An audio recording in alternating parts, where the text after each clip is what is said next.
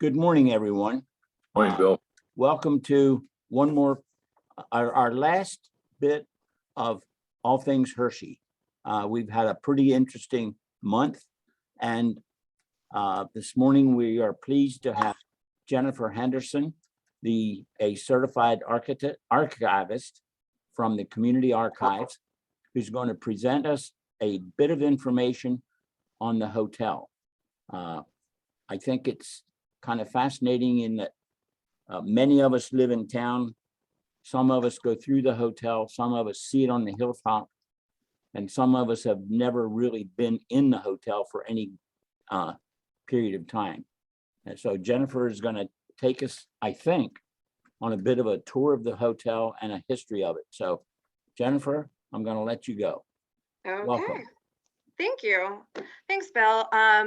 Yeah, so I'm sure a lot of you are familiar with the hotel, and I'm going to just try and give you a little bit more information about things you may not have known about the hotel and its history. So, right after, oh, geez, there we go. Sorry. So we all know Milton Hershey came to this area to build a chocolate factory and make a model town for his workers. It was evident that early on, the model town was going to grow and become a popular tourist destination. Because there was a lot to do in Hershey. A visit to the park with its carousel was a must. We also had entertainment at the amphitheater in the park, as well as boating and beautiful walks along Spring Creek. There were also many more opportunities. You could visit the zoo. You could see the familiar animals like the bears, or the more exotic ones like the zebus. And you could even, sorry, I don't know why my slides are not advancing properly. You could even take horseback riding at the zoo as well.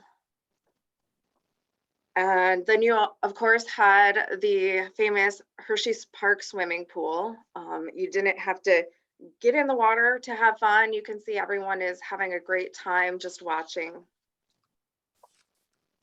And then Hershey's first golf course was actually added in 1908. Of course, many could not resist the smell of chocolate wafting through town, and so they made it a point to visit the factory.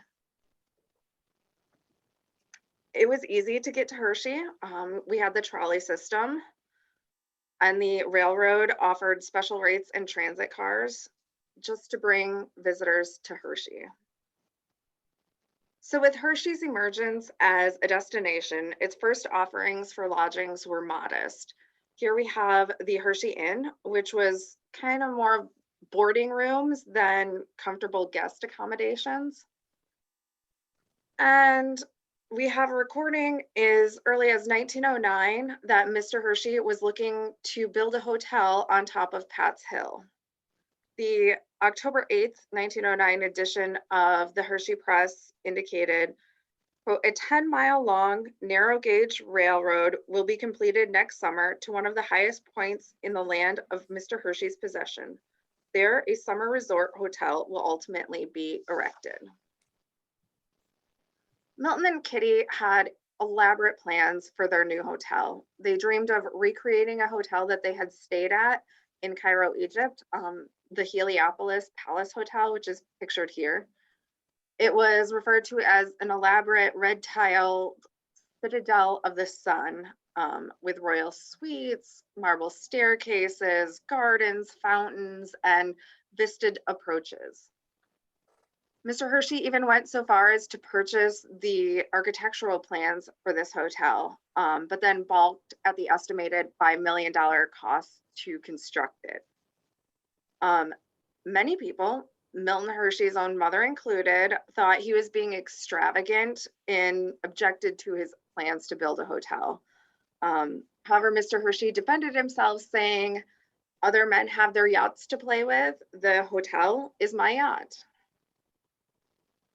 Unfortunately, Kitty's death in 1915 and World War I put plans for the hotel on hold. Um, Plans weren't renewed to build a hotel until 1930 as part of Milton Hershey's Great Building Campaign. And that's when a lot of the famous structures in town were created. The proposed location, Pat's Hill, would still say the same, yes. Anyway, but Milton Hershey's taste had changed since the past 20 years. And so he originally planned for this grand hotel, but has changed his mind. And so the new architect for the hotel would be D. Paul Whitmer, who was head of Hershey Lumber Company. According to Mr. Whitmer, Mr. Hershey approached him in his usual abrupt way. And according to records, the initial conversation went something like this. Mr. Hershey, I want to build a hotel. Mr. Whitmer, how big? Mr. Hershey, 200 rooms. Mr. Whitmer, what style? Mr. Hershey, like this. And he showed him a picture postcard of the front view of a hotel. It was a very small hotel, 30 rooms, that he and Kitty had stayed at while on the Mediterranean. It was built on a U-shaped base with a small tower at each end. So Mr. Whitmer had the task to keep the original charm and style of the building as much as possible while essentially sextupling the building in size. And then he had to put it not next to the seashore, but up on a hill. After some planning and some laying out of the space, they quickly realized that 200 rooms would not be possible for this location. And so they decided to cut it back to about 170 rooms. The hotel was built with a steel infrastructure, and it made use of a fairly new, innovative material, which would be gypsum planking. It was approximately 3 inches thick and utilized for all flooring and wall partitions. Particular care was given to the interior design space of the hotel. The woodworking that you see throughout, such as the hand-carved oak doors and the balconies in the fountain lobby, those were all carved by hand from local artisans with wood that was pulled out of the old Switeric Creek Dam. And so the wood that had been soaked underwater for nearly half a century provided a really nice, authentic, time-worn finish to the wood. And all of the woodwork and ironwork was done on site by local craftsmen. One of my favorite features in the hotel, you can see it throughout, and there are other examples in other buildings as well in town, but we have batch elder tiles. So it's rather unique. You can really see it in the fountain lobby and in the mezzanine at the hotel. Batchelder Tile Works was a company out of Pasadena, California, and Ernest Batchelder, the proprietor, his work has often been compared to the work of noted Pennsylvania tile maker Henry Chapman Mercer. And locally, Mercer is best known for the tiles that line the halls of the state capitol in Harrisburg. We don't entirely know how the tiles of a Southern California artisan found their way to a central Pennsylvania hotel. But it really, I think, reflects on Milton Hershey's desire to bring the world to his model town. Batchelder had various outlets where his tiles were sold, including a warehouse and display room in New York City, where it's possible that D. Paul Whitmer first saw examples. And then the relationship between Hershey and Batchelder may have also been nurtured by the hotel's interior designer, Robert von Esdorf.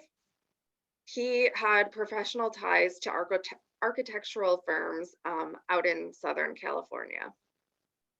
Regardless of how the tiles made their way here, um, they were shipped via boat through the Panama Canal to the port in Baltimore. And from there, the shipment was loaded into rail cars and delivered to Hershey. And then finally, the Hershey trolleys brought the tiles up to the hill where local Italian workers would install the tiles. Sadly, the Depression really impacted Batchelder. The business closed and all of its assets were sold in 1932. And so the hotel's tile work is probably one of Batchelder's last projects. The first space guest would have entered was the fountain lobby. And you can see from this photo, it was designed to create a feel of being outside in a Spanish courtyard. The ceiling was painted to represent the sky, and the room centerpiece is the tiled fountain. The fountain was purchased and installed, and then the tile basin was built around it. Milton Hershey was often frugal. All of the inlaid marbles that you see on the floor and the pathways, that's all actually scrap that was purchased from the Baumgartner Company of Baltimore.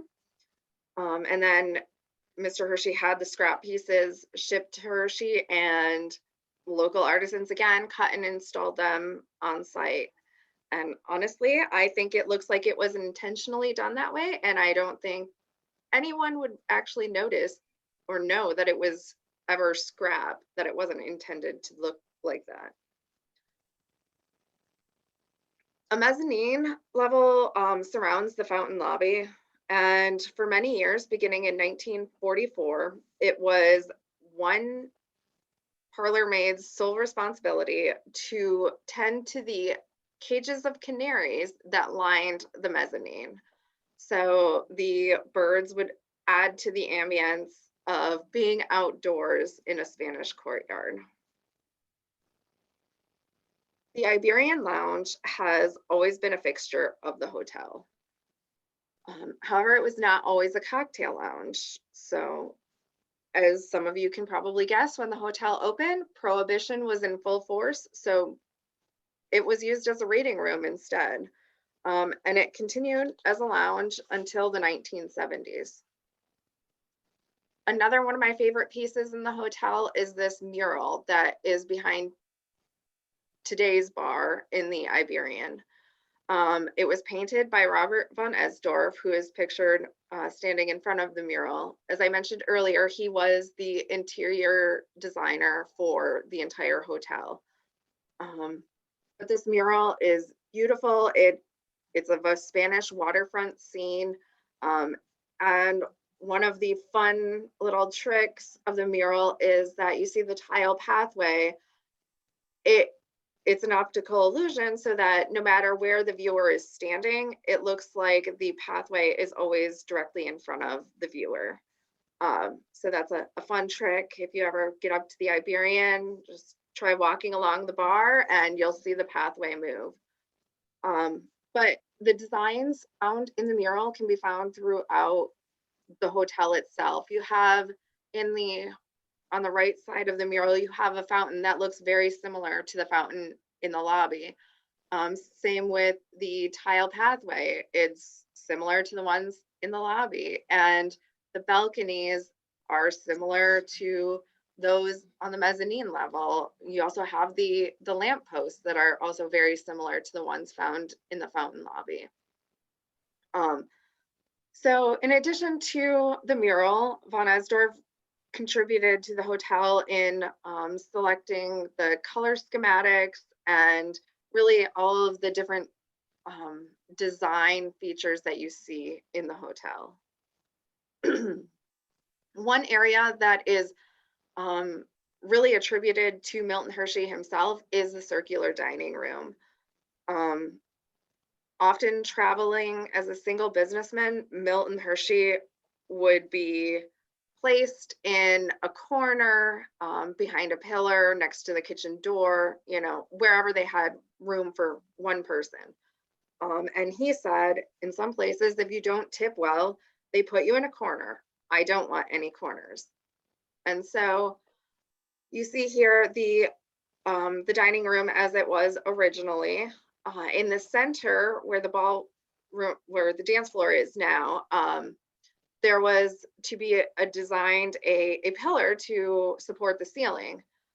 In blueprints that we have in the archives, the pillar is crossed off and says no, because that would have been an obstructed view, and Milton Hershey didn't want that. So Mr. Whitmer had to figure out a system of trusses to cantilever support for the ceiling of the circular dining room. So another great feature of the dining room are the colored leaded glass windows. They're beautiful. They depict local flora and fauna. You have patterns of wisteria vine, trumpet vine, and grapevine. There are a total of 13 windows, which has no significance, but they really bring the outdoors in, which is a theme that we see in a lot of the different properties, especially High Point is another example where Mr. Hershey brought the outside in. And the windows were created by the Rudy Glass Company of York, Pennsylvania. Again, when Mr. Hershey found a craftsman that he liked, he would employ them in many projects. So not only do you have Rudy Glass in the dining room at the hotel, it's also over at the community building, in his own home at High Point Mansion.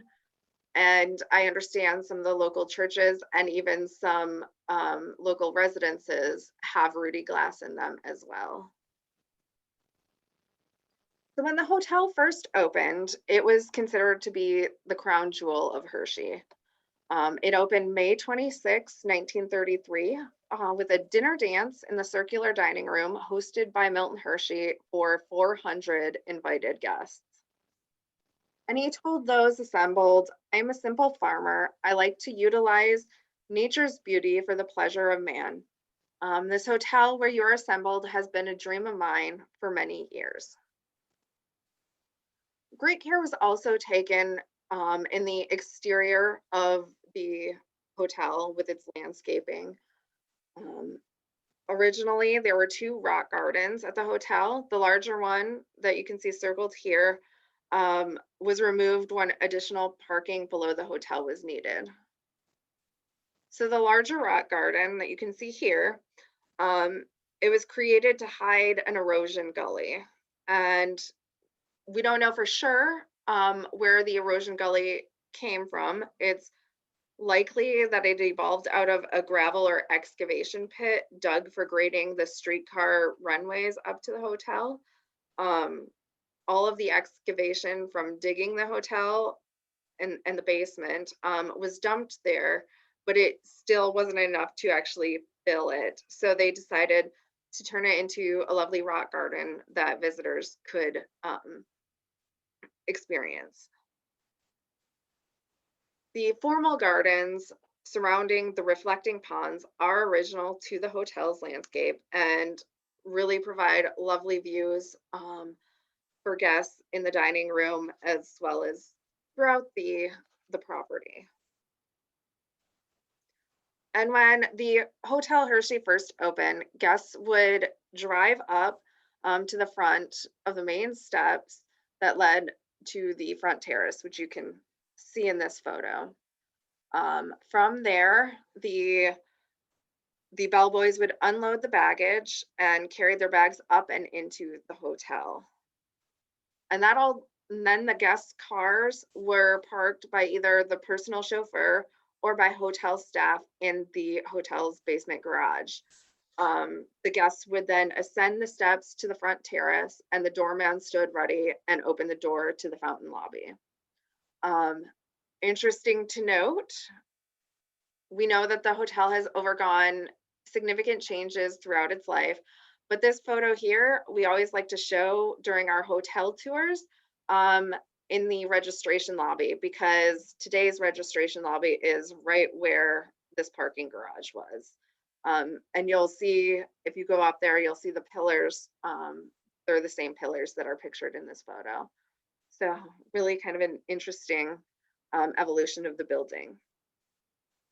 So after entering the fountain lobby, guests would turn to the right and head to the registration desk. You can see right now there are elevator banks where, like right next to where the registration desk originally was, and you can see through the archway that you are just right off the fountain lobby. And so as a luxury hotel, the clientele was exclusively guests seeking comfort and relaxation. Besides the guests, the hotel was a popular destination for visitors. And so one of the main functions of the bellboys was to give tours of the hotel, and tours still exist today. An excerpt from an oral history conducted with a former bellboy, Joseph Shively, highlights the tours that they gave. We showed them rooms, various kinds of rooms. See, our master key would unlock any door in the hotel, even the kitchen. But it was showing people and telling them about it being a Spanish hotel, which is very simple in front and all the fancy gardens in back, Spanish. We went up in the tower. There were 2 towers in that hotel. They're still there, but nobody goes up there now, I understand. We'd take them up in the tower to see the whole town of Hershey and explain to them, you can see 4 counties from here, and tell them what the counties were. It's surprising, to them that you could see. I guess that's about the highest place there is, but of course we could see the chocolate factory down there then and everything, but it was kind of fascinating. Hotel amenities were limited. So in addition to the Iberian Lounge and fountain lobby, there was a card room located in what is now the Garden Terrace location. So on the right side of the fountain lobby. And then the basement was primarily utilitarian. It held the kitchens. It still serves as the kitchens today. Wait staff will have to go down, pick up the food, and walk a long ramp up to the guests in the circular dining room to serve them. There were also storage rooms and sleeping rooms for maids and valets that were traveling with their employers. A small portion of the basement floor was designed as public space. There were a couple of meeting rooms, the Oak Room and the Mosaic Room, a beauty parlor and a barber shop. And then in later years, the snack bar was added, as well as a game room and a gift shop. The hotel's limitations were quickly realized. And the year after they opened, so 1934, they decided they needed to make some additional amenities for guests and what they're requiring. And that includes the Castilian ballroom. It was added a year later to provide needed ballroom and banquet space at the hotel. And beginning in August of 1936, the first in a series of summer cottages were constructed. Originally, the town's amenities were considered an extension of the hotel's recreational offerings. So here you have the bowling alley in the community building. Guests were invited to swim at the park or in the community building. They could play golf. They could take in shows at the theater. And then the hotel itself had its own set of recreational activities, which included horseback riding and lessons, tennis, which was played on clay courts, and walking trails throughout the woods that surrounded the hotel. Again, in 1934, the year after the hotel opened, a 9-hole executive golf course was added, and it was open to guests and residents of the community. It wouldn't be until 1961 that the hotel added an outdoor pool for the exclusive use of its guests. Over the years, the hotel was upgraded to today's current standards. Beginning in 1977, the West Tower and indoor swimming pool were added, as well as overall improvements to the property, which was beginning to show its age. Um, the Fountain Cafe opened in 1994, and in 1998 and 99, the hotel embarked on a program of significant renovations, including a new HVAC system, new elevators, and a refreshed interior design throughout the hotel and guest rooms. The Hotel Hershey Spa opened in 2001 and was quickly expanded in 2004. The spa brought a new level of service and luxury to the hotel. And you can see here that the interior design of the spa is really influenced by a lot of what is available at High Point, Mr. Hershey's home. So the stained glass behind the spa reception desk is very similar to the stained glass found throughout his home. And then you have the quiet room, which has the dark wood with the mural on top, very similar to the High Point billiard room.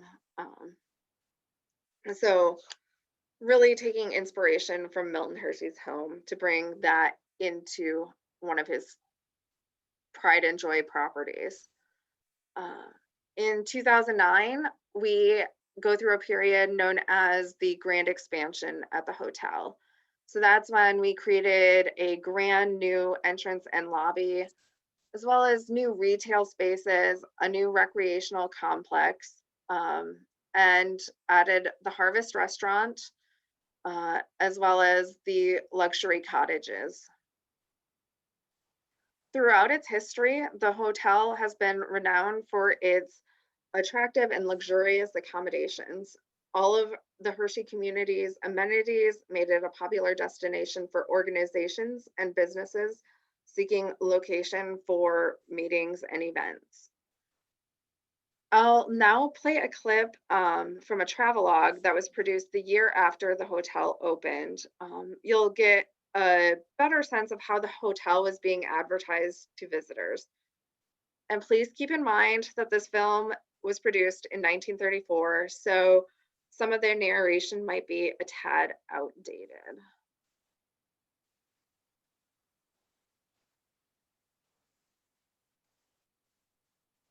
And on a hill overlooking the golf capital of America is Hotel Hershey, another dream come true. The boy, brought up in an old-fashioned farmhouse, has built a palace that out-palaces the palaces of the Maharajas of India. Not a palace for himself, a palace for you and me.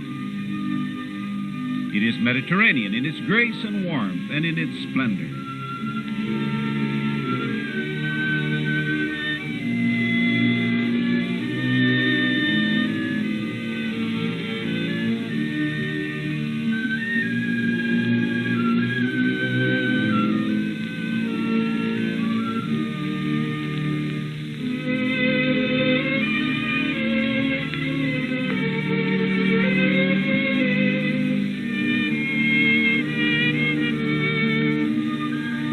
In Spain, they say a patio is a place where you take your girl for a little petio in the moonlight. But not here, for this is the main foyer of the hotel. Now just imagine that farm boy at the old kitchen table with the bone-handled knives and forks and the red tablecloth. Yes, here's some more dream come true. Ah, and there's that blonde again. I wonder what she's saying. Oh, probably, big boy, you sure took me to the right place. And he says, anything for you, baby. And here's the culinary king. His kingdom is the kitchen. He wears a crown of tall, majestic white. His scepter is the ladle. His triumph is a savory dish for us to eat. Long live the chef.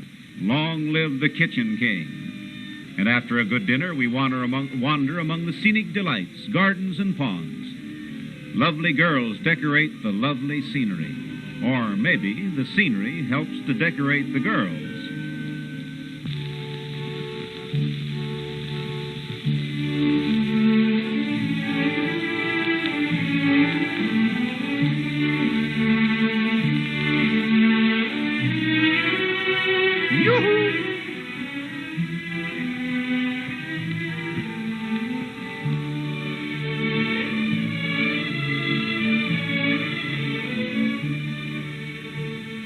Languishing lassie looks with languorous longing. Longing for what?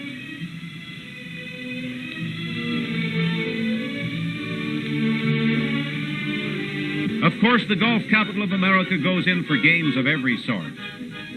With great agility, he doesn't do it like Tilden. And then comes the cavalry. If you'd like some horsey ravelry, just come and join the Hershey Cavalry. Their bridle paths through the hills and over the woods, and broad fields over which to canter.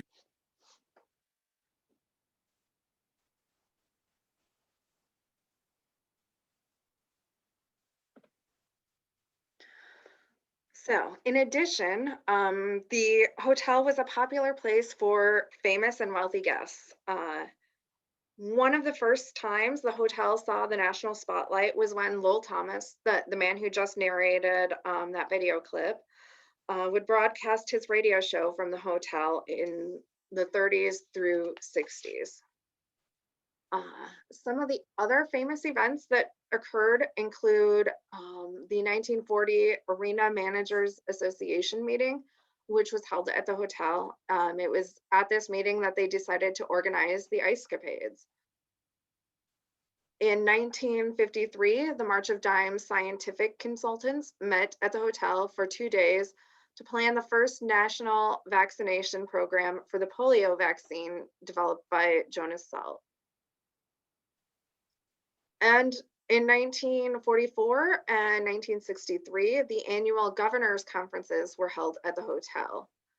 But since the convention center opened in 1974 at the lodge, many similar events have moved over to that location.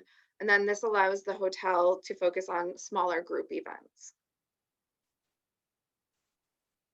One of the more interesting, lesser known facts about the hotel was an event that took place during World War II. And I'll dive a little bit deeper into this one. So from November 1942 to October 1943, the hotel was closed to the public. It provided a special service to the United States during World War II, as it served as a essentially a prison for the Vichy French government. So the ambassador and his staff and their families were staying at the hotel. A little bit of background on the Vichy government. So Germany invaded and defeated France in the spring of 1940.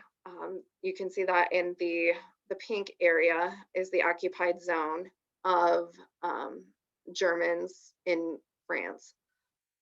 A large portion of southwestern France was left unoccupied by the Germans. And so a new French government, which happened to be sympathetic to the Nazi regime, was established in the town of Vichy. As part of political protocol, the Vichy government sent Gaston Henriet to Washington, D.C. to serve as French ambassador to the United States. Some questions were raised as to whether the US should actually recognize the government of Nazi-occupied France, but acceptance was quickly granted. But by late 1942, the United States had lost patience with the pro-Hitler French government. And after Germany occupied France and arrested American diplomatic personnel, the United States responded in kind, arresting the Vichy government ambassador and his staff. The hotel was chosen to sequester the Vichy French government representatives for several reasons. one, Hershey Estates was cooperative, and the equality of accommodations was quite high. And possibly most important, the hotel was in a secluded and defensible location. By early evening of November 17th, 1942, French Ambassador Gaston Henry Hay, who is pictured here in the gray hat behind the car, and 18 of his staff, various other officials from across the United States and their families arrived to the hotel via automobile in a caravan for their internment here in Hershey. When I think internment camps, I do not think hotel. So they had quite a comfortable life at the hotel. The New York Times reported that guests would have access to the adjacent hotel grounds and that the government, the United States government, would provide moving picture shows and game rooms. Senior staff also were able to enjoy the hotel's golf course. And in spite of home front wartime rationing, the hotel continued to serve a variety of food, and fresh flowers were delivered twice a week. The wine cellar was also open to the internees, although all liquor bills were paid by the guests. The reaction from the town was muted. Many were even unaware that the hotel was being used as a detention site. Bill Cagnoli worked as a bellboy during those years, and he recalls, there was a fence put around the Hotel Hershey. I had to have a Secret Service pass to get into work, and all the French were interred up there that were of the Vichy government. The federal government would send me my check and my tips for being a bellhop or busboy, you know. These people would eat, live, and dine in that hotel and do whatever they want. The only thing they had to pay themselves was whatever they drank, as far as alcoholic beverages were concerned. But our federal government paid for all of that. The government did actually cover the cost of everything else except for alcoholic beverages.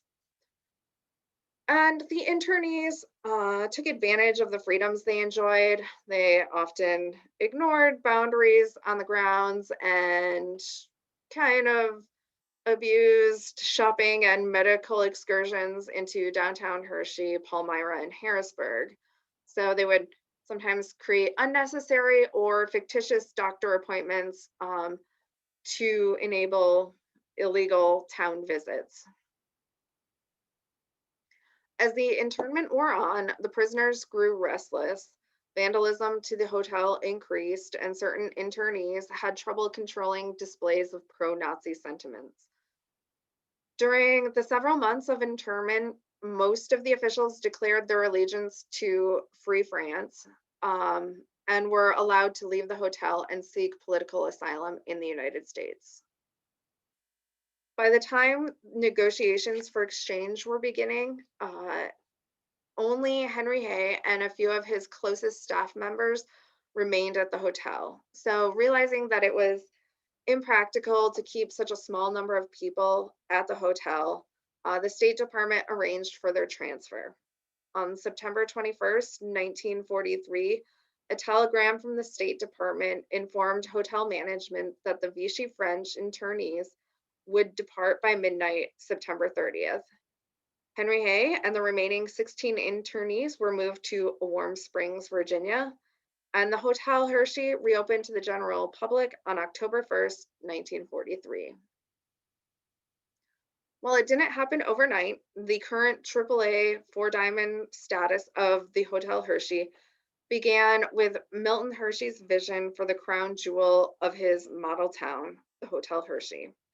Today, the hotel offers still its legacy of delightful living and a wonderful experience. So thank you very much for having me today. If you have any questions, I would be happy to take them now. Yes, if anyone has a question, please raise their hand and unmute yourself and ask the question. I do have a question, Jennifer. Yes. In the early years, Was it strictly an exclusive hotel that only people of a certain strata could go in there to stay, or was it open to anybody that could afford the room rate? If you could afford to stay there, you were welcome to stay there. Yeah.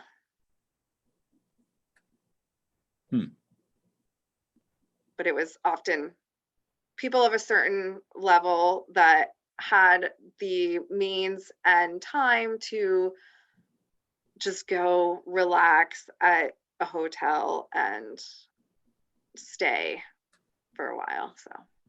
And is it true that for a period of time it was closed in the winter months and it was literally open like in the summertime?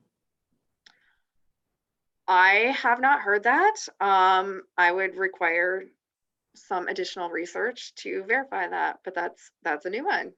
Always stumping me, Bill.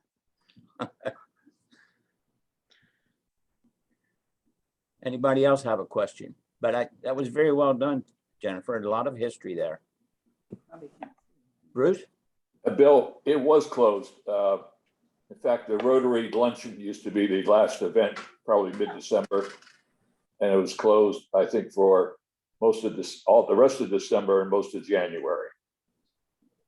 Oh, okay.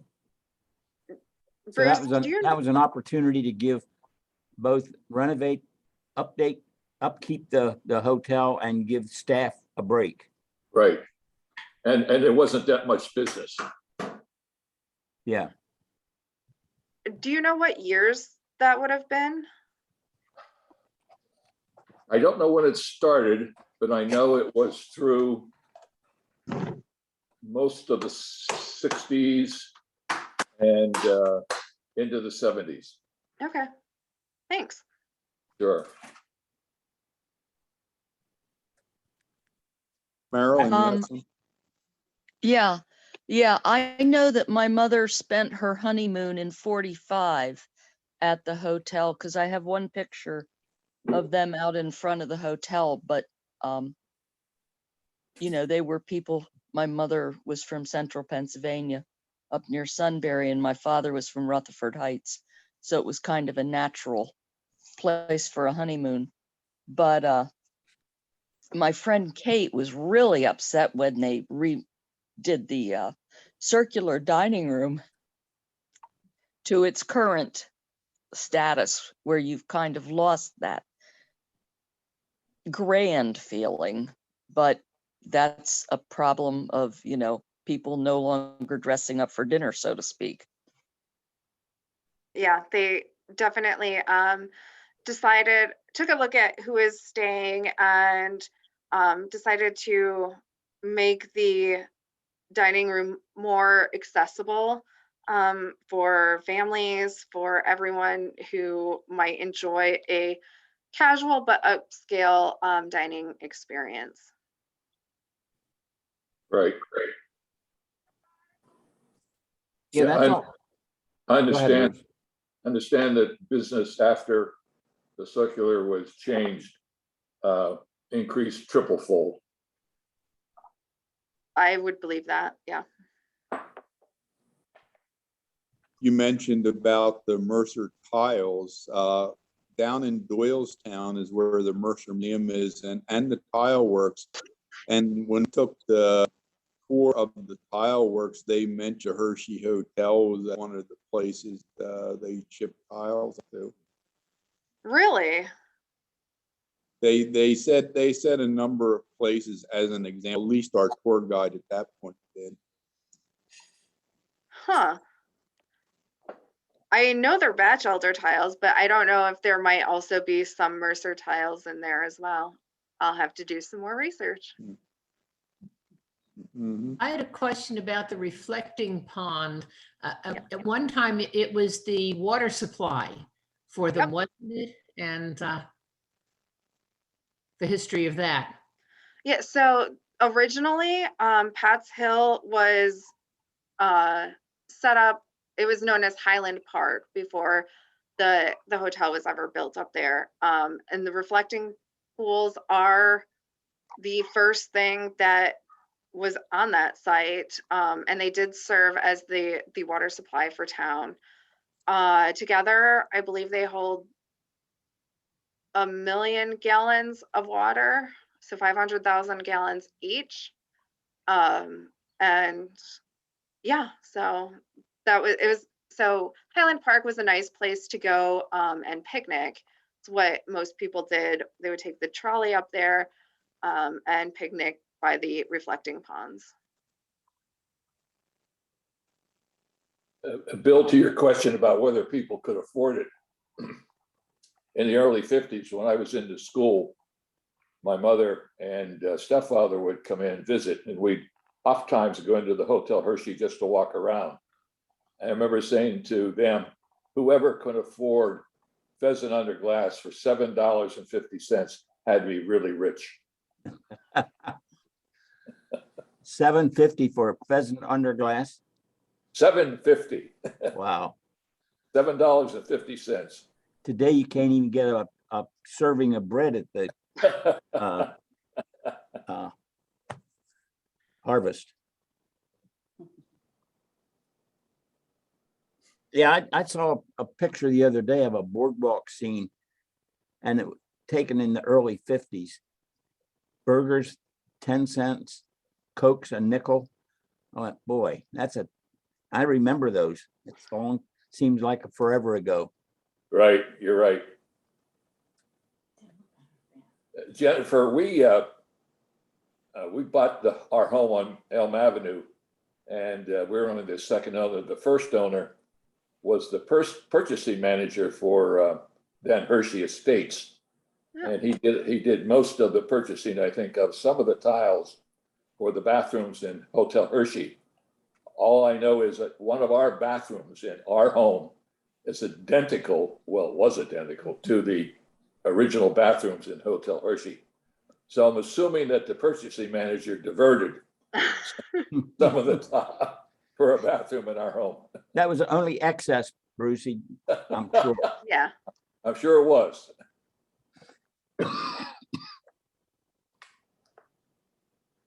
Anybody else have a question?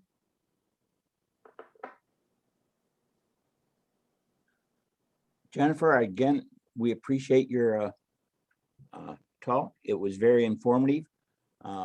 And rather than hold us on, and we got 10 minutes till 10, unless someone has a comment to make, we'll just end the session and again, extend our gracious thanks to you. Thank you, Happy John. to do it. Great presentation. Yeah, thank you. Okay, I'm gonna end it. See you, Bill. Thanks, Jennifer. You're welcome. Thank you.